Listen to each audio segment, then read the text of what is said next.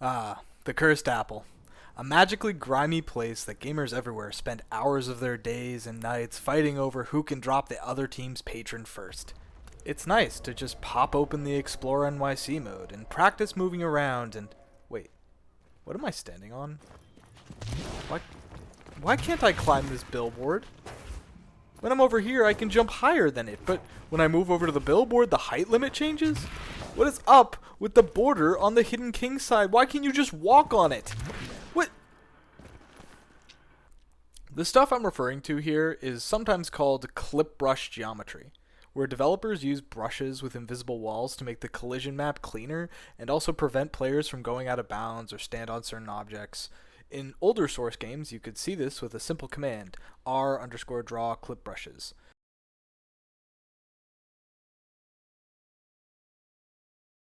But since around 2024, this command no longer works and is disabled for players in many modern Source games. I didn't really care much about this. This is not my area of expertise, clip brush geometry, movement in the map. I'm not that into it. But a friend of mine mentioned that he was really interested in seeing the clip geometry in game, and I offered to look into it to see if I could figure out a way to get it working. He showed me how in Source 2 Viewer you could load the map and toggle on clip brushes to see all the invisible walls in the game. Look, they're right there. It's so easy. Which can definitely be helpful if you just want to check on one thing here or there, but it's not as helpful when you want to explore the whole map in game and see how the player interacts with the hidden geometry live. At first, we attempted decompiling the map in Source 2 Viewer and loading it up in Hammer to edit the invisible walls to have some visible material. Unfortunately, there isn't really an easy way to mass edit materials for meshes, and more importantly, the map wasn't going to compile without all the resources.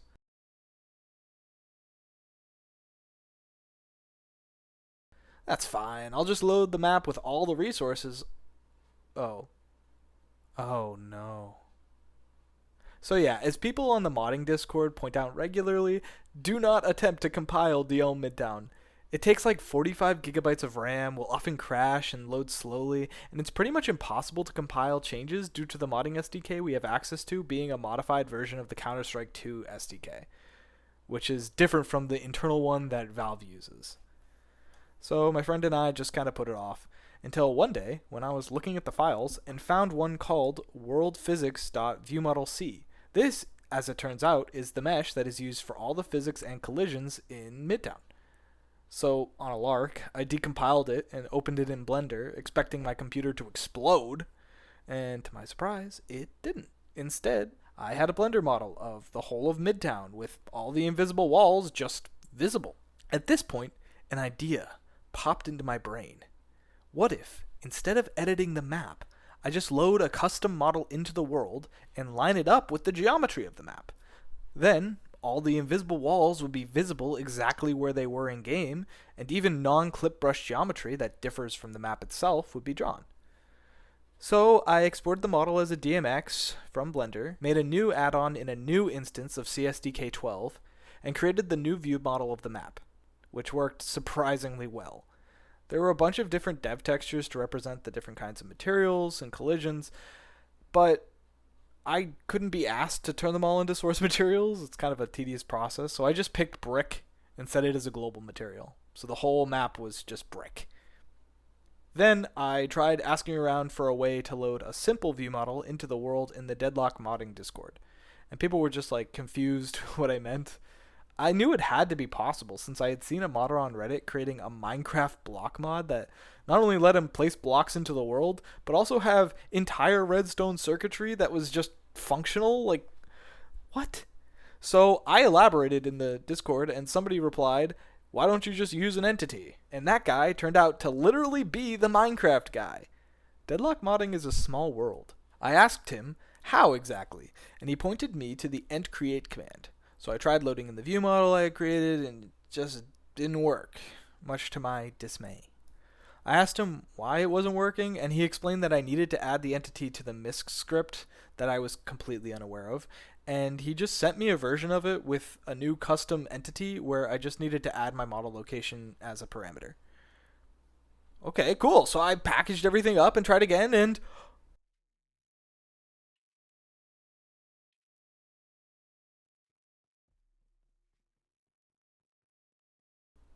It worked! I had a mini version of Midtown loaded in the hideout! Obviously, there was no collision, which works out since we want this just to visualize the hidden collision map and not have it actually affect in-game collisions, and it would probably introduce a bunch of unintended behavior if it did. Now, obviously, the map was small.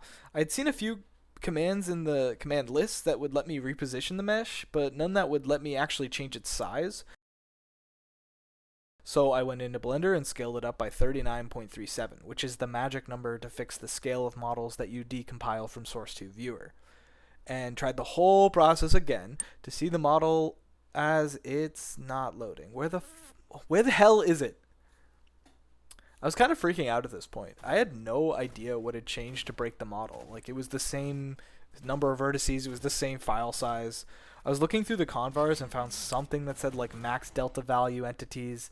Not exactly, but like this is a wild goose chase anyways. And for some reason I thought the only way to change that convar in a server was to run Deadworks, which took like an hour to set up and would just crash, and the entity wasn't even loading, and since it has its own add-ons folder and adding it wasn't working there, and I was losing it.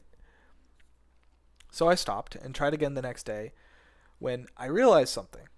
I scaled the model back down to see if it would work again and found that indeed it was working. But while waiting for it to load after typing the command, I went to get a drink and eat some food, thinking it should only take a minute or two at most for it to load, only to come back 10 minutes later to see it's still not loaded. I started freaking out and running around the hideout when it suddenly popped in. The gears in my head started turning, and I realized the model won't load when you stand inside of it. Specifically the max bounds as shown here in yellow.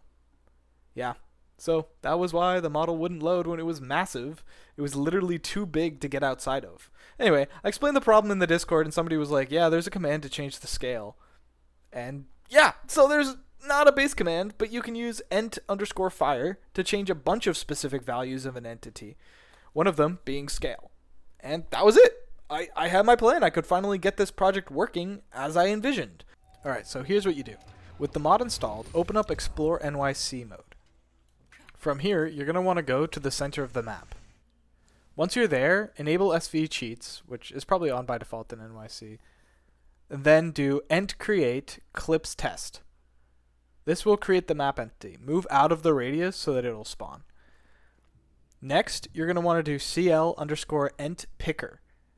This will allow you to see the bounds of the model and also ensure that you can select it when you have to hover it. As long as the yellow boundary is shown, you'll be able to do the next commands. You're going to want to do cl_ent_text. This will show the text for the model, a bunch of information about it. What we're interested in is this first number in parentheses right at the top. This is the ID of the entity, essentially. Using this ID, we're going to do these next commands in order. First, we're going to do ent_setAng, the ID, 0, 90, 0. This will change the angle of the entity by 90 degrees. Then we're going to set the position with ent_setPost, the ID, 0, 0, 0. And this will set the entity's position to 0, 0, 0, which lines up with both origins of the map and the mesh. Next, we're going to do ent_fire, the ID, set ABS scale 39.37. That's that magic number I mentioned before. Finally, we're going to do SV_PVS_max_distance, and then set that to like 1,000,000. This is to show the entity at any distance, because entities don't really load unless you're within a certain distance of them, and this changes that max distance. This will cause the game to lag a little bit, so, you know, be prepared, I guess. And there you have it. Now you have a mesh showing all of the invisible geometry in the map, and you can use it to look at the map in detail wherever you want to look. For example, we can go back to this billboard over here, and we can see that the reason we were able to jump over here and get higher was actually because the height of the ceiling was higher. There's a couple of other spots that are interesting, like this spot here in the sewers next to mid. You can kind of see that there's like this triangular jut that you're able to stand on. People have pointed out this spot before, but I've never seen the geometry up until now. So it's kind of cool to understand exactly why it is that you're able to stand there. We can also look at the hidden king side and see that there's just this sort of box track that goes all the way around the ring. And it's much wider than you'd think it would be. So you can actually stand up here. There's a couple of other spots, like this spire or crane on Yellow Lane, where you can't really stand on this chimney thing because it's got a spike of geometry where the actual standing area is just this tiny little pixel. But this upper part of the crane, you actually can slide down over and over again because it's a much wider box than you'd think it would be. Things like this are pretty useful to know, and it probably wouldn't be possible to figure out all these spots just by looking at Source 2 Viewer.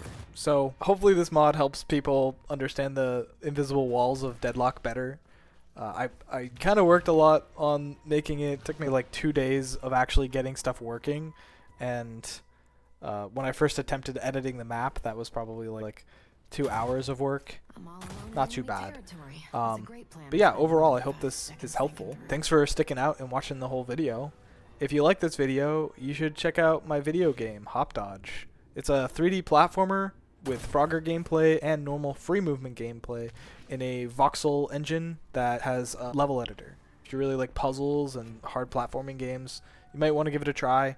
It's $10 on Steam, but it goes on sale regularly, so just add it to your wish list and wait for it to be $1. Because who wouldn't pay $1 for a game? Thanks to everyone who helped me in the modding Discord. You guys were a huge help. I couldn't have done this mod without your help. And if you are interested in learning to mod, I'd highly recommend going out and joining that Discord, getting started, doing some tutorials, because you never know. You might make something that other people respond to and really appreciate. And that's what the community's all about. Thanks for watching, and until next time, have a good one.